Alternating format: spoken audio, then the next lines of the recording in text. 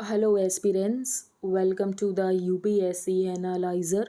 Today we will discuss newspaper analysis dated 22nd of February 2023, and if you are finding this analysis helpful then please like, share and subscribe. First news है UPI goes global, India Singapore start instant fund transfer, PM hails new era.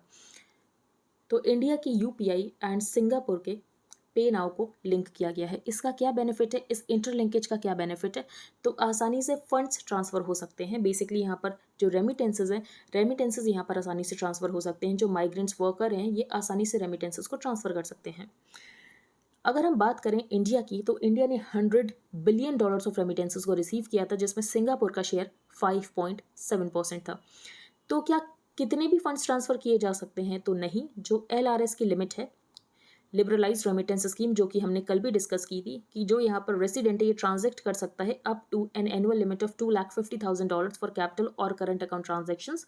तो ये जो $250,000 की limit है ये यहाँ पर भी एप्लीकेबल होगी।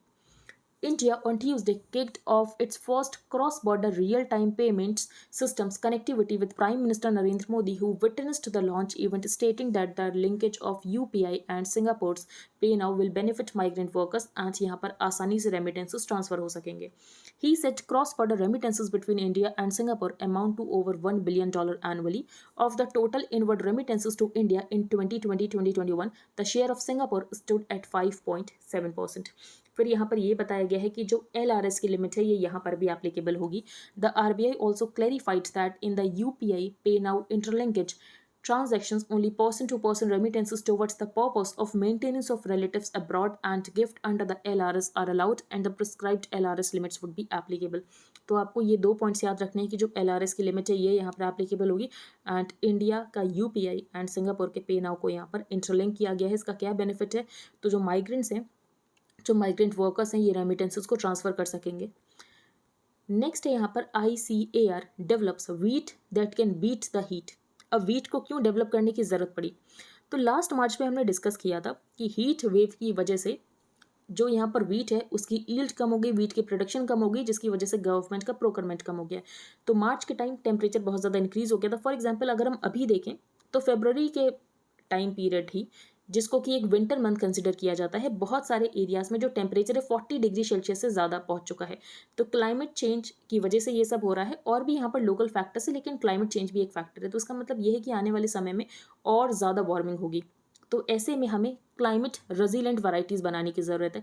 तो ये जो वीट की वैरायटी है ये क्लाइमेट रेजिलेंट है. इसका नाम है HD3385. तो HD3385.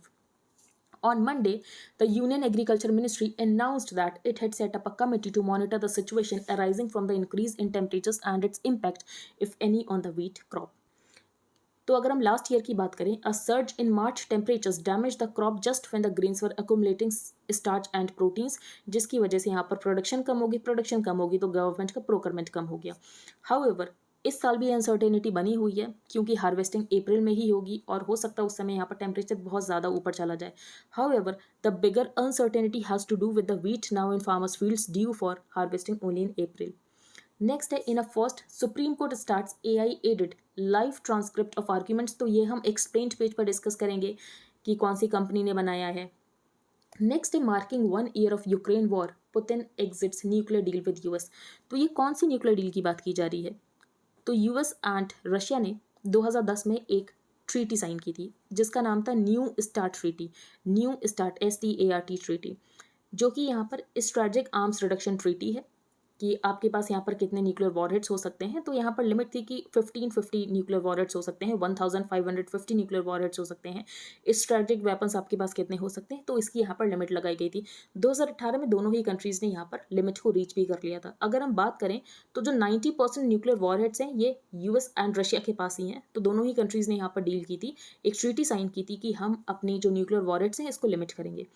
लेकिन अब पुतिन इस डील से एग्जिट कर चुके हैं. ये डील 2026 में एक्सपायर होने वाली थी, लेकिन पुतिन यहाँ पर एग्जिट कर चुके हैं. अगर हम बात करें पेंडेमिक के दौरान भी, तो पेंडेमिक के दौरान भी यहाँ पर रशिया ने ये कहा था कि आप ये चेक नहीं कर सकते हो कि हमारे पास कितने न्यूक्लियर वॉरहेड्स हैं. तो पेंडेमिक के दौरान भी यहाँ पर चेकिंग नहीं हुई. उसके बाद भी फिर वॉर स्टार्ट हो गया. तब यहाँ पर रशिया ने ये कह दिया था कि आप हमारी टेरिटरीज को इंस्पेक्ट नहीं कर सकते हो कि हमारे पास यहाँ पर कितने न्यूक्लियर वॉरहेड्स हैं. तो हो सकता है कि यहाँ पर जो रशिया है ये न्यूक्लियर टेस्ट को वापस से रिज्यूम कर दे। तो president Vladimir Putin on Tuesday delivered a warning to the west over Ukraine by suspending a landmark nuclear arms treaty. तो ये आपको पता होना चाहिए, न्यूक्लियर आर्म्स कंट्रोल ट्रीटी, इसका नाम है न्यू स्टार्ट ट्रीटी, जो कि स्ट्रेटेजिक आर्म्स रिडक्शन ट्रीटी है। इसको 2010 में साइन किया गया था, ये 2011 में फोर्स में एंटर हुई थी, ये एक्सपायर 2026 में होने वाली थी, लेकिन रशिया इससे बाहर आ चुका है। Putin said Russia was suspending participation in the New START treaty, its last major arms control treaty with Washington, signed by then US President Barack Obama and उस समय के Russian counterpart उनके. The treaty caps the number of strategic nuclear warheads that the countries can deploy, और ये 2026 में expire होने वाली थी. फिर यहाँ पर बात की गई है international north south transport corridor की. तो ये इंडिया का इनिशिएटिव था, ये इंडिया का विजन था. इंडिया का क्या विजन था? तो इंडिया का बेसिकली ये विजन था कि international north south transport corridor को बनाने की ज़रूरत है. इसकी वजह से जो एक्सपोर्ट इंपोर्ट शिपमेंट्स हैं रशिया तक, यूरोप तक, सेंट्रल एशिया तक, तो इसका टाइम पीरियड बहुत कम हो जाएगा. The International North-South Transport Corridor is a 7,200 km long multi-mode transport project for moving freight among India, Iran, Afghanistan, Armenia, Azerbaijan, Russia, Central Asia and Europe. फिर यहाँ पर बात की गई है न्यू स्टार्ट ट्रीटी की, जो कि लिमिट करता है दोनों ही साइड्स को, यूएस एंड रशिया को, to 1550 warheads on deployed missile launchers and heavy bombers. दोनों ही साइड्स ने इस सेंट्रल लिमिट को मीट कर लिया था बाई 2018. रशिया एंड यूएस की बात करें तो दोनों यहाँ पर होल्ड करते हैं 90% of the world's nuclear warheads.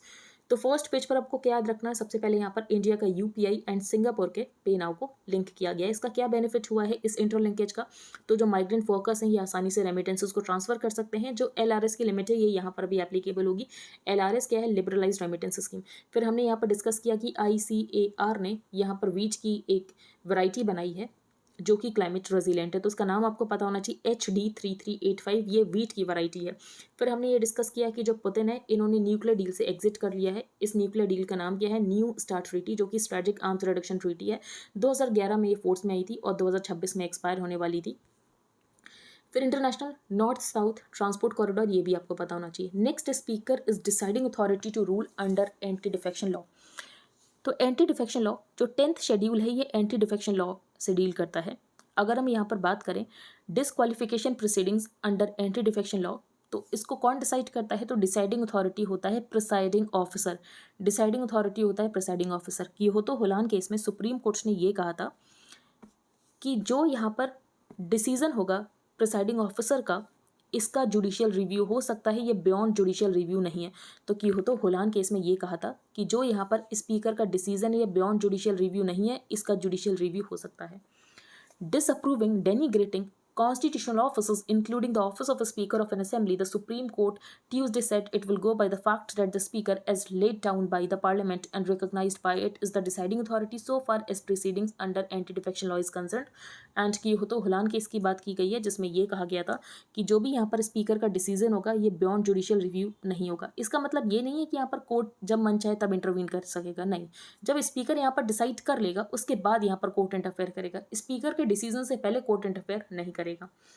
Next है adopt play based teaching in primary classes. तो यहाँ पर एक मॉड्यूल लॉन्च किया गया है प्ले बेस्ड टीचिंग के लिए जिसका नाम है जादुई पिटारा. तो ये कल हिंदू में आया था, आज यहाँ पर भी आ गया.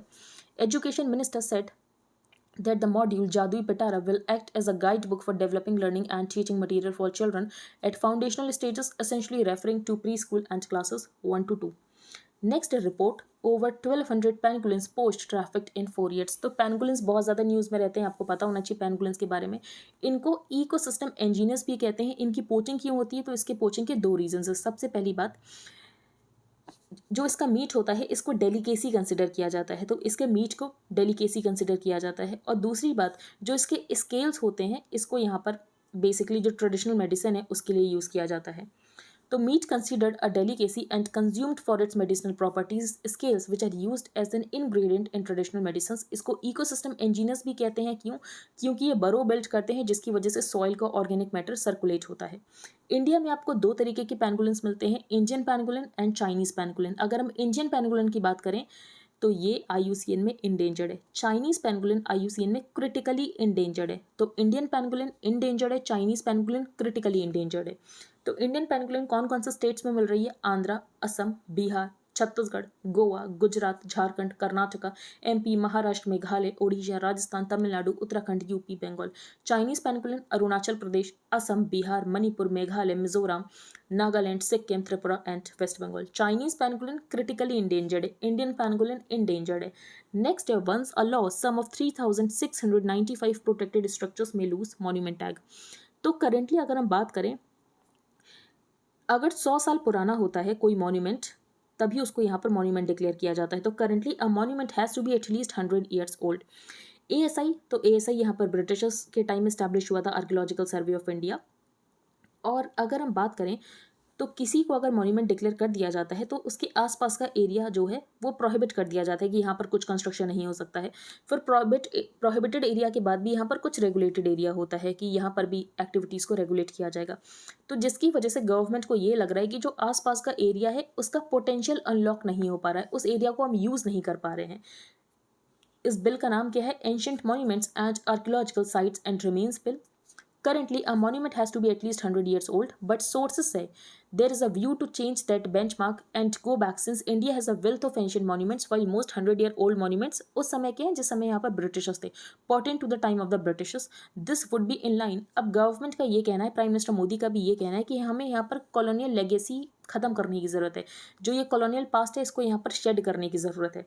There is also a likelihood of redefining national importance.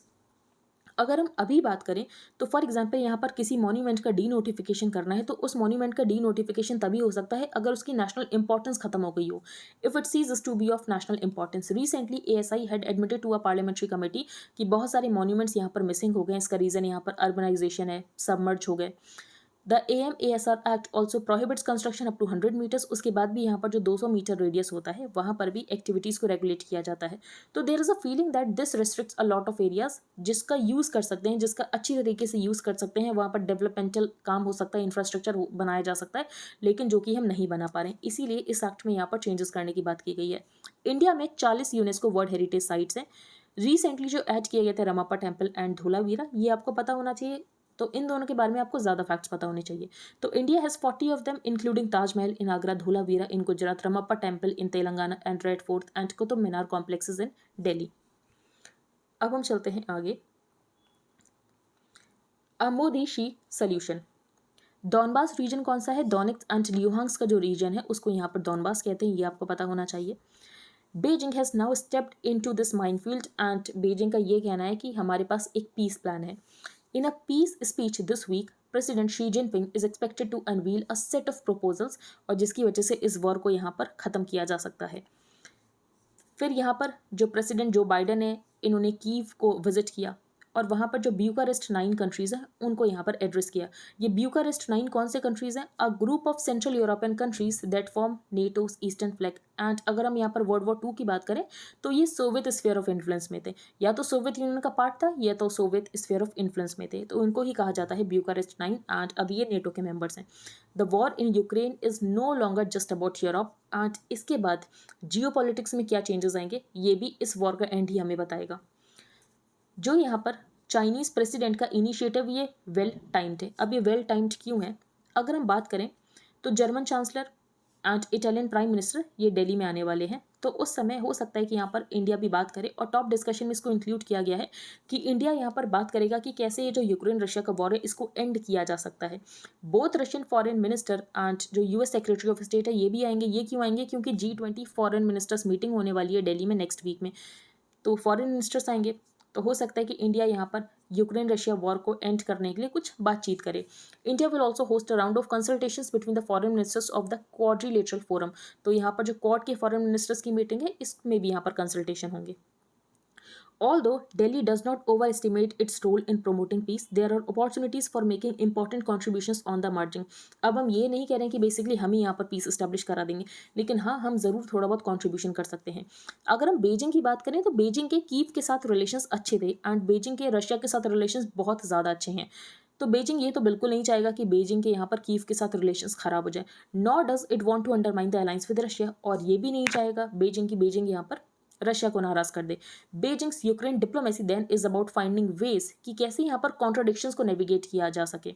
For example यहाँ पर रशिया के कुछ लेजिटिमेट सिक्योरिटी इंटरेस्ट हैं तो वो भी पूरे हो जाएं एंड जो यहाँ पर यूक्रेन की सॉवरेनिटी की डिमांड है ये भी यहाँ पर फुलफिल हो जाए। लेकिन अगर हम बात करें, यूक्रेन जो यहाँ पर सॉवरेनिटी की बात करता है, यूक्रेन का ये कहना है कि जो भी रशिया ने उनके एरिया को एनेक्स किया है ये सारे एरिया यूक्रेन को वापस किए जाएं, इंक्लूडिंग ऑफ क्रेमिया। तो क्रेमिया को जो 2014 में रशिया ने एनेक्स किया था, ये कहना है बेसिकली यहाँ पर यूक्रेन का कि क्रेमिया भी हमें वापस मिलना चाहिए। जो रशिया है, रशिया यहाँ पर लिमिटेड सॉवरेनिटी की बात करता है कि यूक्रेन की सॉवरेनिटी होनी चाहिए लेकिन इतनी नहीं होनी चाहिए कि वो रशिया की सॉवरेनिटी को हर्ट करे। तो Beijing's Ukraine diplomacy then is about finding ways to navigate the contradictions. अगर हम बीजिंग की बात करें तो बीजिंग के रिलेशंस कुछ टाइम से जो यूरोपियन नेशंस हैं उनके साथ अच्छे नहीं चल रहे हैं। फॉर एग्जांपल यहाँ पर यूरोपियन नेशंस को भी इनसिक्योरिटी होने लगी है बीजिंग को लेकर।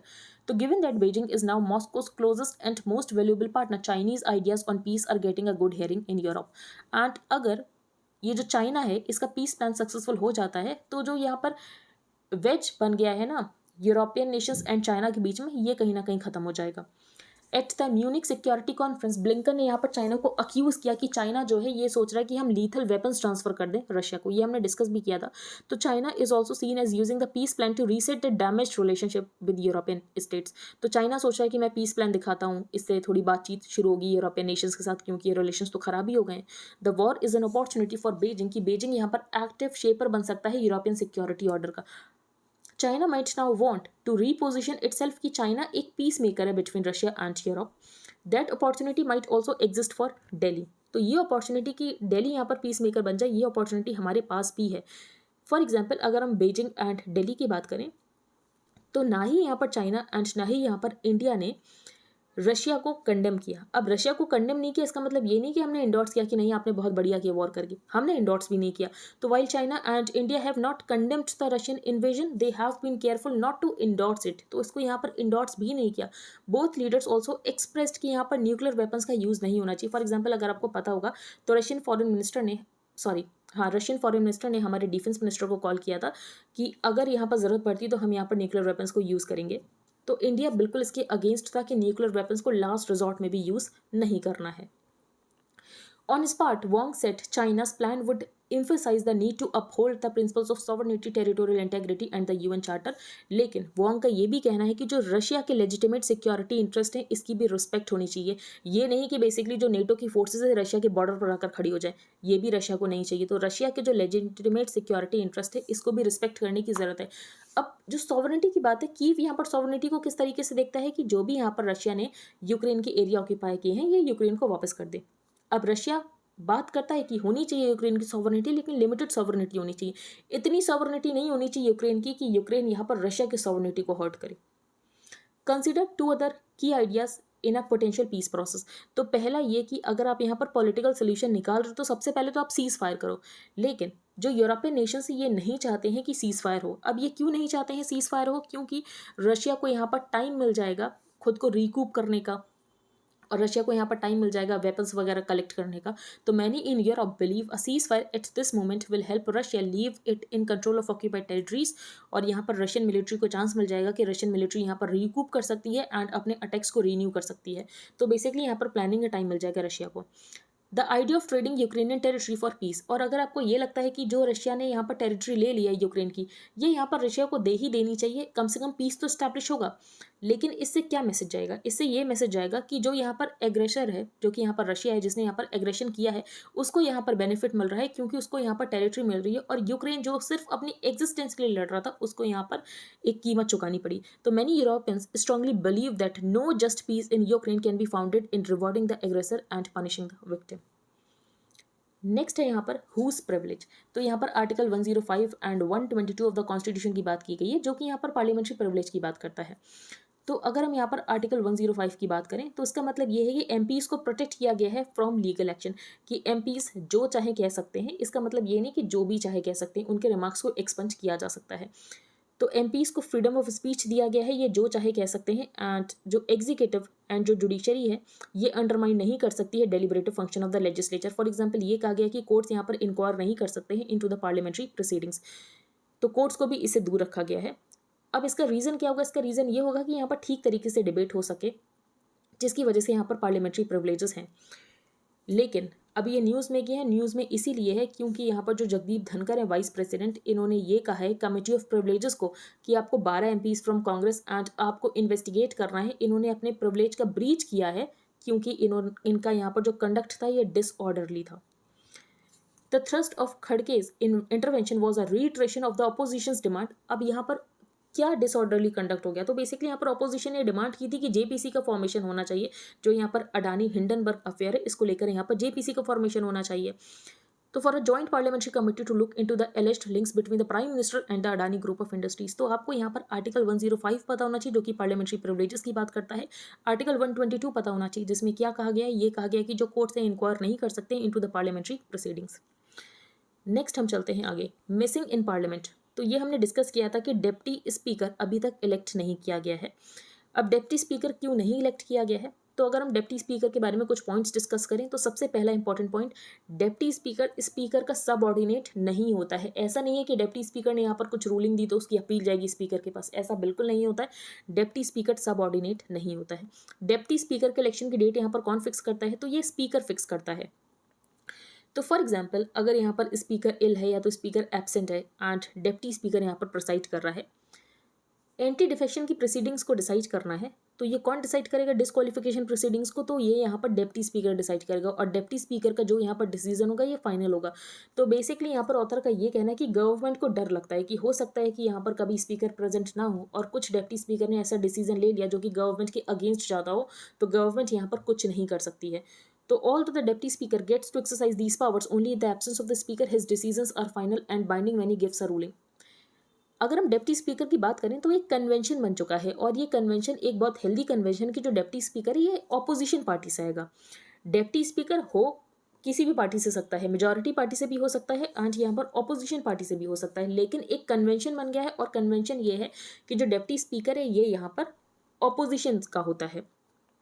अब ऑथर का ये कहना है कि ये तो सिर्फ कन्वेंशन है, अगर आप इस डर से नहीं अपॉइंट करो कि डिप्टी स्पीकर यहाँ पर ऑपोजिशन का होगा तो आप अपनी पार्टी से अपॉइंट कर दो, लेकिन एटलीस्ट आप डिप्टी स्पीकर अपॉइंट तो करो। ये कॉन्स्टिट्यूशनल पोजीशन है एंड आप यहाँ पर डिप्टी स्पीकर इलेक्शन नहीं करा रहे हो।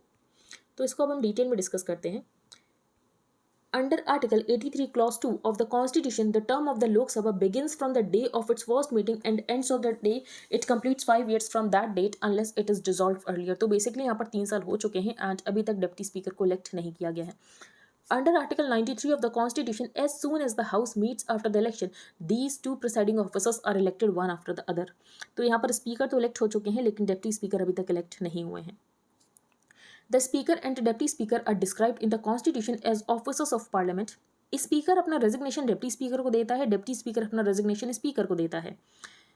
The history of the office of the deputy speaker goes back to the Government of India Act of 1919, जब इसको डिप्टी प्रेसिडेंट कहा जाता था एंड स्पीकर को प्रेसिडेंट कहा जाता था of the central legislative assembly. Although the main function of a deputy speaker were to preside over the sittings of the assembly अगर स्पीकर एब्सेंट हो।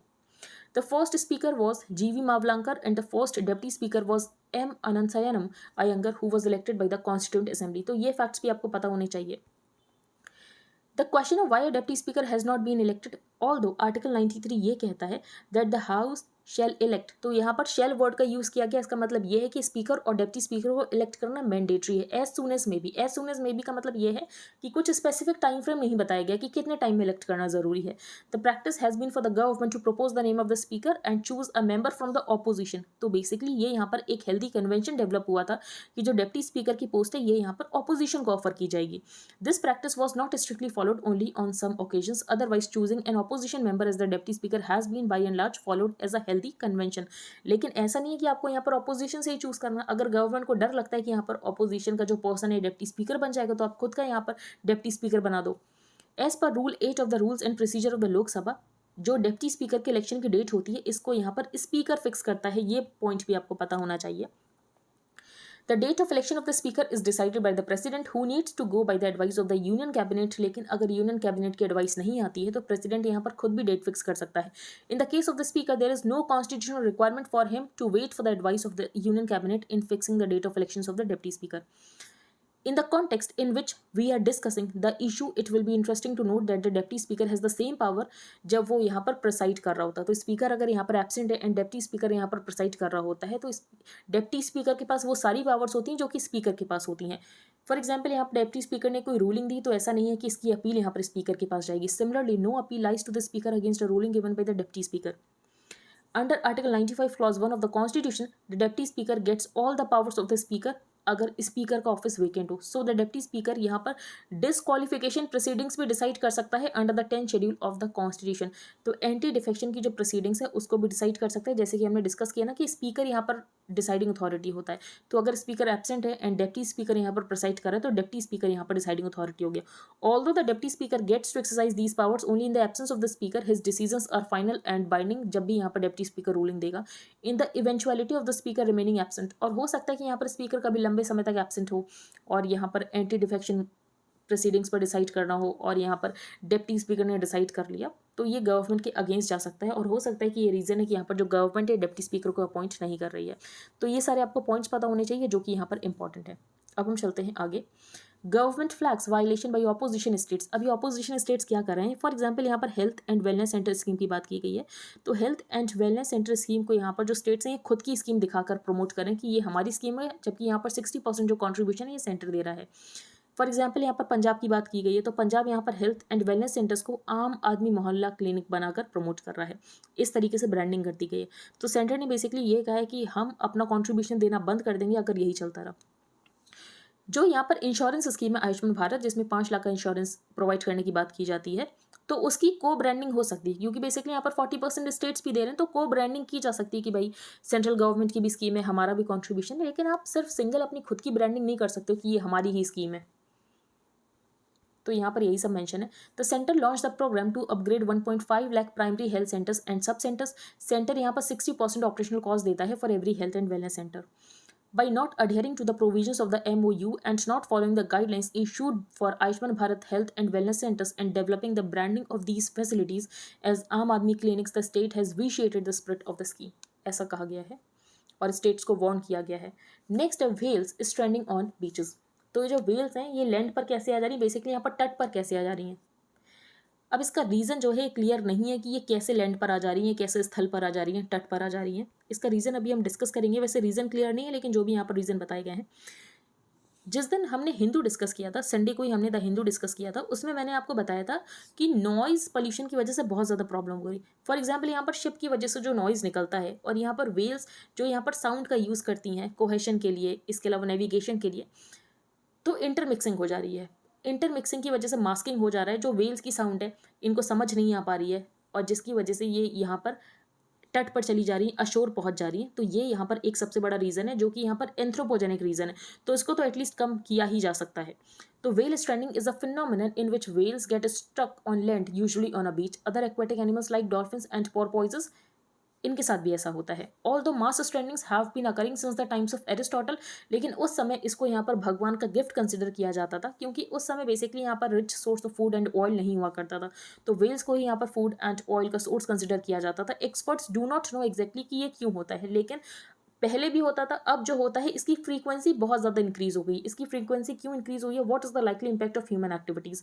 Experts believe that mass strandings are becoming more common as the health of ocean deteriorate हो रही है human interference की वजह से। For example noise pollution होता है, शिप्स की वजह से बहुत ज़्यादा नॉइज होता है। तो यहाँ पर वेल्स जो कि साउंड का यूज़ करती हैं इसमें मास्किंग हो जाती है, इंटरमिक्सिंग हो जाती है साउंड की। For some this noise pollution can reduce the available space to talk to each other. ये बहुत ज़्यादा लाउड हो जाता है। For others it might be a sudden sound that spooks individuals causing them to rise from the depth at speed, और जिसकी वजह से ये कभी कभी शैलो वाटर में आ जाती हैं, ये सही से नेविगेट नहीं कर पाती हैं। Another factor could be the rising temperatures of the ocean, जिसकी वजह से prey and predator distribution change हो रहा है। तो whales और dolphins वहाँ पर ट्रैवल करती हैं जहाँ पर फूड होता है। Changes in prey movements due to environmental changes like sea temperatures and currents, जिसकी वजह से whale and dolphin food जहाँ पर लोकेट होता है वहाँ पर जाने की कोशिश करती हैं और ये यहाँ पर अशोर आ जाती हैं। नेक्स्ट है यहाँ पर hard lines on Ukraine. First US president Joe Biden's visit to Kyiv on Monday with a promise कि यूक्रेन के साथ ये तब तक खड़े रहेंगे जब तक ये वॉर चल रही है। To stand by Ukraine as long as it takes. And then Russian president Vladimir Putin, इन्होंने अपने नेशन को एड्रेस किया जिसमें इन्होंने ये कहा कि हम यहाँ पर न्यूक्लियर ट्रीटी से बाहर आ रहे हैं। तो सबसे पहले हम न्यूक्लियर ट्रीटी देख लेते हैं. New START has said he is suspending Russia's participation in New START, the last surviving arms control agreement between his country and the US. Putin has not, however, said he is walking out of New START, which expires on February 4, 2026. तो ये जो strategic arms reduction treaty है ये 2026 में expire होगी. He has also not said Russia would deploy more strategic nuclear weapons, और उन्होंने ये भी नहीं कहा कि रशिया यहाँ पर 1550 वॉरहेड्स की जो सीलिंग है इससे ज़्यादा यहाँ पर न्यूक्लियर वेपन्स को डिप्लॉय करेगा. बेसिकली इन्होंने ये कहा है कि हम इंस्पेक्शन अलाउ नहीं करेंगे हमारी टेरिटरी का, और अगर हम इंस्पेक्शन की बात करें तो ये पैंडेमिक के दौरान सही नहीं हो रहा है. He has said the US would not inspect Russian nuclear sites as is mandated under the treaty, but inspections had been stopped during the pandemic and have anyway not resumed. तो ये यहाँ पर बताया गया है. तो ये जो ट्रीटी है न्यू स्टार्ट ट्रीटी ये तो 2011 में फोर्स में आई थी. उससे पहले कुछ था, तो उससे पहले भी सॉल्ट था. तो Putin's withdrawal, even if temporary, has evoked fears of return to the Cold War days before the first agreements on arms control. तो SALT 1 and 2 ये भी यहाँ पर आर्म्स कंट्रोल की ही एग्रीमेंट है, और उसके बाद यहाँ पर होती है न्यू स्टार्ट ट्रीटी. तो न्यू स्टार्ट ट्रीटी आपको ज़रूर पता होनी चाहिए, ये बहुत ज़्यादा इंपॉर्टेंट है. नेक्स्ट है at transcribing Supreme Court proceedings, how is it happening and why. तो हमने फर्स्ट पेज पर डिस्कस किया था ना कि ट्रांसक्रिप्शन होगा प्रोसीडिंग्स का यूजिंग आर्टिफिशियल इंटेलिजेंस. तो इसका नाम क्या है? SC transcription is using TERES, TERES, which is a platform used often for transcribing arbitration proceedings, और इसको यहाँ पर बेंगलुरु बेस्ड कंपनी ने बनाया जिसका नाम है nomology technology. In the US court transcripts are available to litigants and the public, और अब इंडिया में भी ऐसा हो सकेगा जिसकी वजह से ट्रांसपेरेंसी इंक्रीज हो रही है. यहाँ पर सुप्रीम कोर्ट ने एक और कदम उठाया था कि यहाँ पर लाइव प्रोसीडिंग्स होंगी, और उसके बाद यहाँ पर ये भी हो रहा है लाइव ट्रांसक्रिप्शन, तो ये भी इंपॉर्टेंट है. Spain introduces period leave debate around it. तो डिबेट क्या है? डिबेट यही है कि पीरियड लीव की वजह से हो सकता है कि यहाँ पर जो एम्प्लॉयर्स हैं ये विमेन को हायर ही ना करें. अब विमेन को हायर नहीं करेंगे तो वैसे भी यहाँ पर female labour force participation rate कम है, female labour force participation rate और ज़्यादा कम हो जाएगा. Spain has become the first European country to introduce paid menstrual leaves. In India अब public interest litigation has been filed in the Supreme Court seeking menstrual leave for students and working women, and Kerala ने ऐसा किया भी था, allowing women as well as those of other gender identities who menstruate the option of taking a few days off in a month has been advocated कि ये यहाँ पर एक स्टेप हो सकता है towards better and more gender equal workplaces. अगर हम women employment को कंसिडर करें तो पहले ही बहुत सारे बैरियर्स एग्जिस्ट करते हैं. For example work place safety, problems in committing to a work place. In which countries have period leaves been introduce? तो जापान. तो जापान में यहाँ पर पीरियड लीव्स को इंट्रोड्यूस किया गया था. लेकिन अगर हम यहाँ पर बात करें मेंस्ट्रुएशन से लेकर तो बहुत सारा टैबू एसोसिएटेड है. तो यहाँ पर पीरियड लीव ज़रूर है, लेकिन जापान में भी यहाँ पर बहुत सारे लोग इसको अवेल नहीं करते, बहुत सारी महिलाएं इसको अवेल नहीं करती हैं. In India states govern the subject of health. The Kerala government said it would grant menstrual leave for female students in universities. Much earlier Bihar ने किया था under then chief minister Lalu Prasad Yadav introduce the provision in 1992. अभी idea क्यों contentious है तो मैंने आपको बता दिया. इसका रीज़न ये है कि अभी भी बहुत ज़्यादा टैबू एसोसिएटेड है. तो लीव ज़रूर मिल रही है लेकिन महिलाएं इसका यूज़ नहीं करें. दूसरी बात हो सकता है कि इसकी वजह से जो एम्प्लॉयर्स हैं ये विमेन को हायर ही ना करें, उनको लगेगा कि हमें पेड लीव देनी पड़ेगी. नेक्स्ट है unusual February heat and the normal abnormal in global weather. तो फेब्रुअरी की ही अगर हम बात करें तो कुछ एरिया में 40 डिग्री सेल्सियस से ज़्यादा टेम्परेचर है. तो बेसिकली आप कह सकते हो वहाँ पर हीट वेव अभी से ही चल रही है. If temperatures in the plains exceed 40 degrees Celsius or are about 4.5 degrees Celsius higher than the normal, these areas are said to be experiencing a heat wave. अगर हम यहाँ पर माउंटेन्स की बात करें तो थ्रेशोल्ड 30 डिग्री सेल्सियस होता है, कोस्टल एरियाज की तो 37 डिग्री सेल्सियस. और भी यहाँ पर कुछ रीज़न देखें तो वेस्टर्न डिस्टर्बेंस एक्टिविटी नहीं है जिसकी वजह से रेनफॉल नहीं हुआ. अगर रेनफॉल होता तो टेम्परेचर अपने आप ही थोड़ा कंट्रोल में आ जाता. तो दूसरा रीज़न ये है. तीसरा रीज़न है anti cyclonic formation over south Gujarat. Fourth reason ये है कि ला नीना यहाँ पर वीक हो रहा है. ला नीना क्या होता है? La Nina refers to cooler than normal surface temperatures in the equatorial Pacific which influences global weather. तो ला नीना यहाँ पर वीक हो रहा है, ये यहाँ पर एक और रीज़न है. और बाकी एक रीज़न क्लाइमेट चेंज, ये तो आपको पता ही है, जिसकी वजह से यहाँ पर एक्सट्रीम वेदर इवेंट्स होते हैं, अनयूजुअली हाई टेम्परेचर होता है. नेक्स्ट है Putin defiant on Ukraine war. West started it, we are using force to end. तो बेसिकली यहाँ पर पुतिन का ये कहना है कि यूक्रेन अपनी एग्जिस्टेंस के लिए नहीं लड़ रहा है, रशिया अपनी एग्जिस्टेंस के लिए लड़ रहा है. Russia not Ukraine was the one fighting for its very existence. बाकी इन्होंने ये कहा अपने ओलिगार्क से कि पैसा आप देते रहना. ओलिगार्क्स बेसिकली यहाँ पर अगर हम बात करें तो रशिया के वेल्दी इंडिविजुअल्स जो कि सरकार को पैसा प्रोवाइड करते हैं. The aim of Putin's speech it seemed was to convey to Russians that war is the new normal, और ये वॉर लंबे समय तक चलने वाला है. Instead of signalling any major change in Ukraine he urged oligarchs to bring their money home. अब हम चलते हैं आगे. कल हमने डिस्कस किया था कि टर्की में वापस से यहाँ पर अर्थक्वेक एंड हमें कुछ आफ्टर शॉक्स देखने को मिले थे. तो कुछ यहाँ पर लोकेशंस इंपॉर्टेंट होगी, हाटे जो कि कल भी हमने डिस्कस किया था, एंड डेफिनेट डिस्ट्रिक्ट तो नहीं पूछेंगे लेकिन हाँ प्रोविंस ज़रूर पूछ सकते हैं। इकोनॉमी पेज पर अगर हम देखें तो finance ministry RBI to discuss crypto regulations in first G20 meet.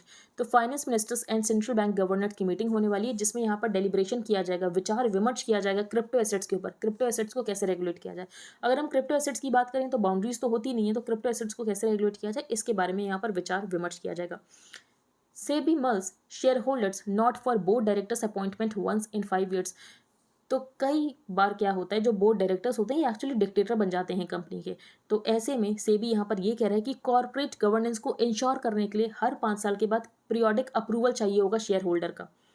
To stop the practice of occupying permanent directorship in a company, the SEBI markets regulator SEBI on Tuesday proposed that the listed entity should take shareholders approval at least once in 5 years for the appointment of directors to serve on their board। तो यहाँ पर हर 5 साल में approval लेना पड़ेगा share holders का। तो ये कॉर्पोरेट गवर्नेंस के लिए एक इंपॉर्टेंट स्टेप हो सकता है। फॉर एग्जांपल सत्यम स्कैंडल के बाद न्यूज़, जब सत्यम स्कैंडल की बहुत ज़्यादा थी तो यूपीएससी मींस में एक क्वेश्चन आया था कि कॉर्पोरेट गवर्नेंस को इंश्योर करने के लिए क्या किया जा रहा है। तो कॉर्पोरेट गवर्नेंस को इंश्योर करने के लिए एक पॉइंट ये भी है, ये आप ऐड कर सकते हो अपने मींस में। तो in the interest of good corporate governance at listed entities all directors appointed to the board of a listed entity need to go through periodic share holders approval process. आज के newspaper में इतना ही था। अगर आपको इंडियन एक्सप्रेस का highlighted portion चाहिए जो कि आपको कॉस्ट करेगा 100 रुपीज़ पर मंथ, इसके लिए आपको क्या प्रोसीजर फॉलो करना है, तो सबसे पहले आपको अपने टेलीग्राम अकाउंट का एक यूज़र नेम बनाना है। Then you have to change your privacy settings. For that आपको सेटिंग्स में जाना है, then privacy and security, then groups and channels, who can add me to the group chats. वहाँ पर आपको एवरीबडी चूज करना है। You can pay via UPI to the mentioned UPI ID and then you have to send payment proof along with your Telegram user ID to the mentioned email ID. Second programme revision series है जिसमें last 1.5 years के current affairs cover किए जा रहे हैं। अगर आप join करने में इंटरेस्टेड हो तो आप इसको ज्वाइन कर सकते हो। ज्वाइन करने के लिए आपको मेल करना पड़ेगा इस पर्टिकुलर मेल आईडी पर। तो रिवीजन सीरीज भी स्टार्ट हो चुकी है। अगर हम रिवाइज करें तो फर्स्ट पेज पर हमने डिस्कस किया था जो इंडिया का यूपीआई एंड जो सिंगापुर का पे नाउ है, इसको यहाँ पर लिंक किया गया है। इसकी वजह से रेमिटेंसेस ट्रांसफर करना आसान हो पाएगा। एंड जो LRS की लिमिट है ये यहाँ पर एप्लीकेबल होगी। LRS की एनुअल लिमिट है $250,000। फिर यहाँ पर ICAR ने एक वीट वैरायटी बनाई है, तो इस वीट वैरायटी का नाम आपको पता होना चाहिए जिसका नाम है HD3385। In a first SC starts AI aided live transcript, तो क्या नाम है इसका, टेरेस TERES।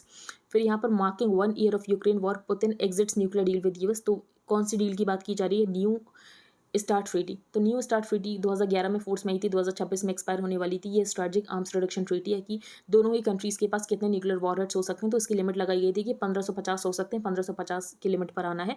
2018 में यहाँ पर सेंट्रल लिमिट को अचीव भी कर लिया गया था, लेकिन अब पुतिन एग्जिट कर चुके हैं इस न्यूक्लियर डील से। बाकी यहाँ पर international north south transport corridor, तो INSTC पता होना चाहिए, ये भी बहुत ज़्यादा इंपॉर्टेंट है।